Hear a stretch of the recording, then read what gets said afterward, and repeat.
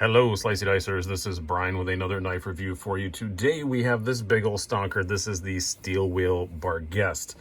They emailed me, asked me if I wanted to try one out. So yes, this was provided by the manufacturer. So as Shabazz always says, this may be the best quality control one in existence. But anyway, get that out of the way.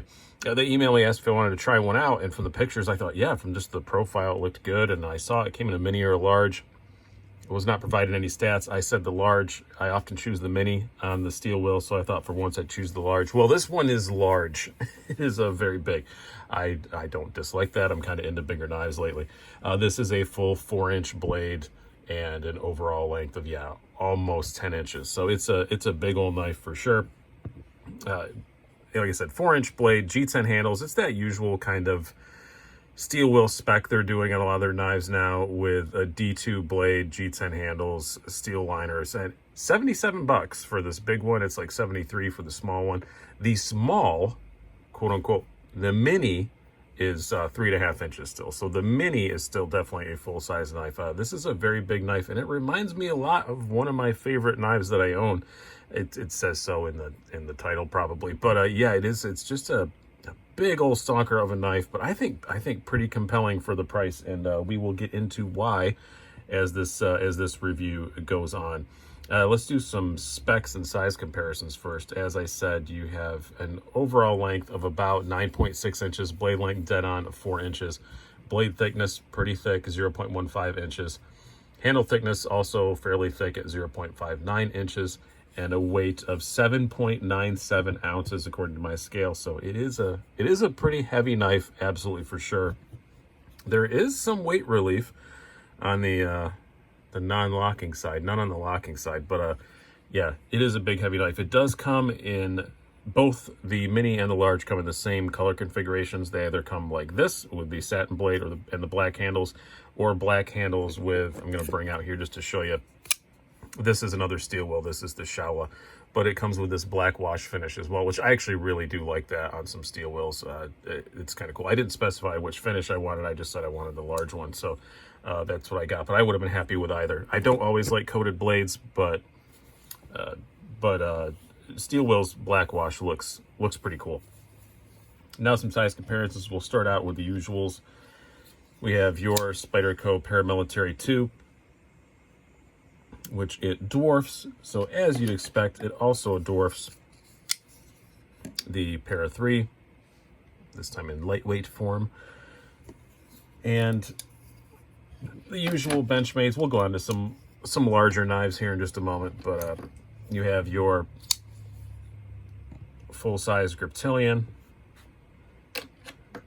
and the full-size Bug Out. Yeah, it's a big one. So let's move on to some more appropriate knives. I think is a better way to do this. I'm going to start out with a couple of fairly large Spydercos. This is the Spyderco Shaman. Haven't seen that on the channel in a little while. And I think one of the best things that Spyderco has made this year, the Spyderco Canis. Still bigger than both of those. We'll keep moving up the size chain here. We have, this is the Civivi Shredder. Not as dramatically larger than that. The aspect ratio is a bit off, but it's just a little bit longer, but definitely, obviously, a much beefier knife than the Shredder is.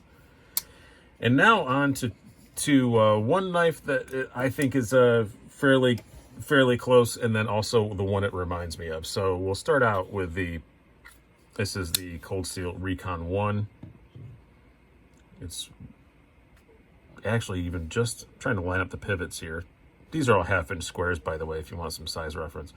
It's just a tick bigger, just a tick bigger than a Recon 1. But the knife that, I don't know, it kind of reminds me of in spirit. I'm not saying at all it's like a copy or anything like that. I don't think that in any sort of stretch of the imagination. But what it reminds me of in spirit is the Hinderer XM-24. And yeah, it's very similar in size, very similar in weight. We'll bring out the scales here and we will check. Now this is the vintage XM-24, so it's hello. People like it when I say that. I'm gonna zero that again. like I said, 7.97 ounces. Let me just verify that again. Yeah, 7.97. Hope you guys can read that on the screen. And the 24, now this is the vintage with the 01 tool steel blade and the wood handles. I don't know how that affects the weight. I don't think it's much. Yeah, 7.26. So it's a little bit heavier than the 24. But I don't know, just in the kind of, not in ergonomics exactly, but just the feel of it in hand, it really reminds me of an XM-24. It just kind of, it seems kind of like a budget XM-24, which is not an insult by any stretch of the imagination. And again, I'm not saying it's a copy by any means.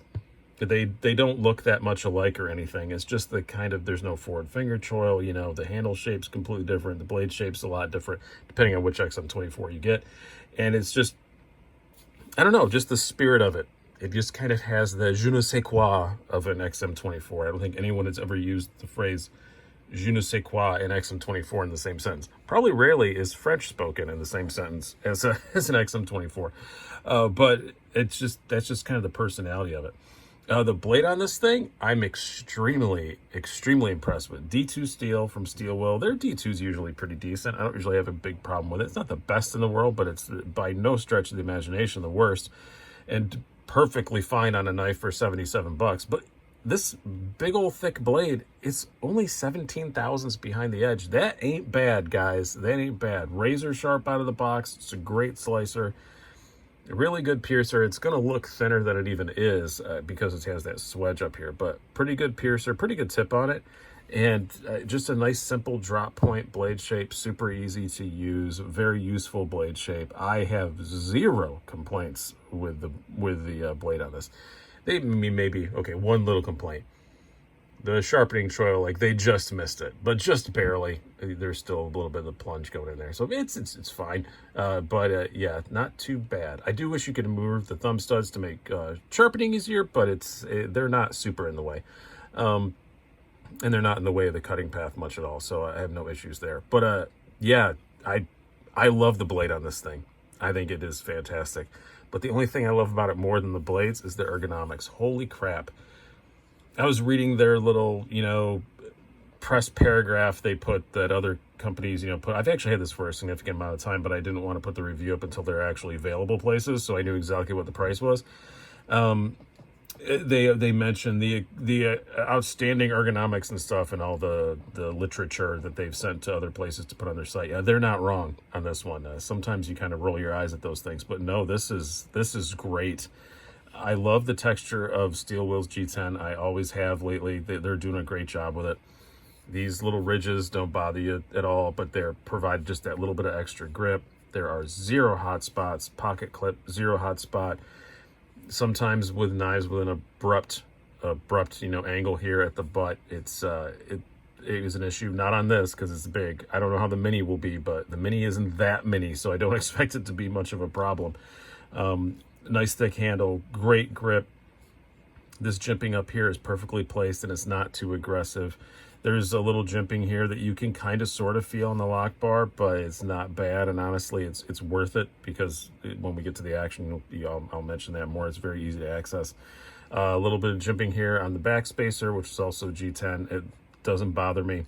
Ergos on this thing are just outstanding. This is definitely a knife meant to work with all freaking day.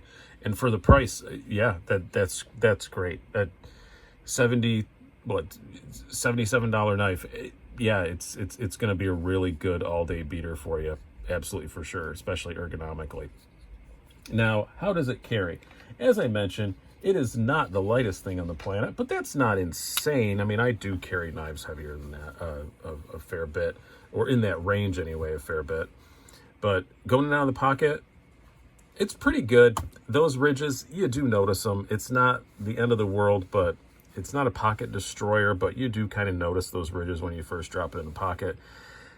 Not a big deal. I would not have minded if it was smooth underneath the pocket clip, though. It does disappear. You know, there's no indication that it's there other than 8 ounces in your pocket. But getting your hand past it, yeah, it's not too bad. You can feel the ridges on that back spacer, and it does have a fairly significant pocket pecker sticking out in there. But it's not the end of the world, but I think it could carry better. If there's one real nitpick I have this knife, is that it could carry a little bit better. Even though I know it's big and heavy, I think they could have done a few things to make it carry a little bit better, but it's how much room it's taken up in the pocket. So yeah, not too bad for this size, but definitely like the XM-24. It carries just a little bit better. Again, I just wish they could just get rid of one of those ridges, and that would be cool.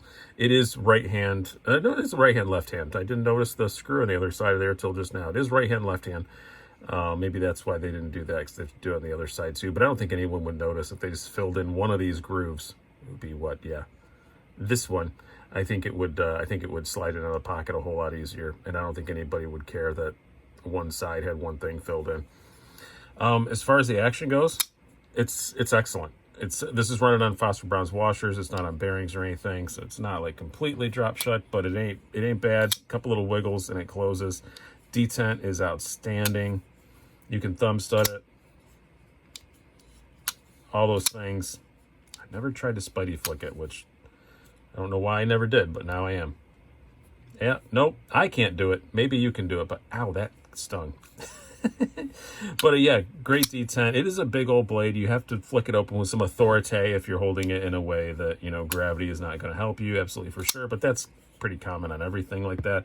I'm actually running my XM-24 on washers right now as well, and it's the same way. You got to make sure that it still has a great detent. It still opens well, but you have to make sure that you have it in a way that gravity helps you a little bit, or give it a good solid flick to get it open.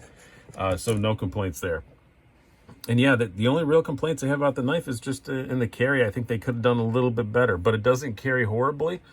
And it's a really cool, compelling knife. If you want a hardcore beater in that under $100 range, this is a very, I know I keep saying the word compelling. It's a very compelling choice.